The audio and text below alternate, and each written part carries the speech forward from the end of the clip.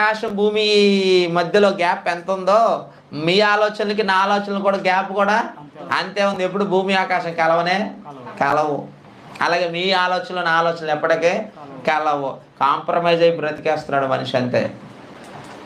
ఏదో ఒక పాట పాడి దేవుణ్ణి గణపరిచేశారు అనుకున్నాడు అంతే. కానీ దేవుని గురించి ఆలోచించడం మొదలు పెడితే మనలో ఎంత మార్పు వచ్చేస్తుందంటే, దేవుని గురించి ఆలోచించడం మొదలు పెడితే మనం ఎంత పరిపక్వ దశలోనికి వెళ్ళిపోతామంటే, దేవుని గురించి తెలుసుకుంటే మన జీవితాలు అత్యద్భుతంగా మారిపోతాయి. కానీ దేవుని గురించి తెలుసుకోవడానికి మనిషికి సమయం లేదు, దేవుని గురించి ఆలోచించడానికి మనిషికి అంత బుర్ర కూడా లేదు. ఎందుకంటే మన లోకంలో బ్రతుకుతున్న బ్రతుకులో వచ్చే సమస్యలకే మనం ఏమైపోయాం, బెండ్ అయిపోయాం. మనకు ఎదురవుతున్న పరిణామాలకు మనం ఏమైపోయాం, లొంగిపోయాం. మరి ప్రభుని గురించి ఆలోచించడం, ప్రభుని గురించి తెలుసుకోవడం, నిజంగా ఆయన గురించి ఆలోచిస్తే, నిజంగా ఆయన గురించి మనం పరిశీలిస్తే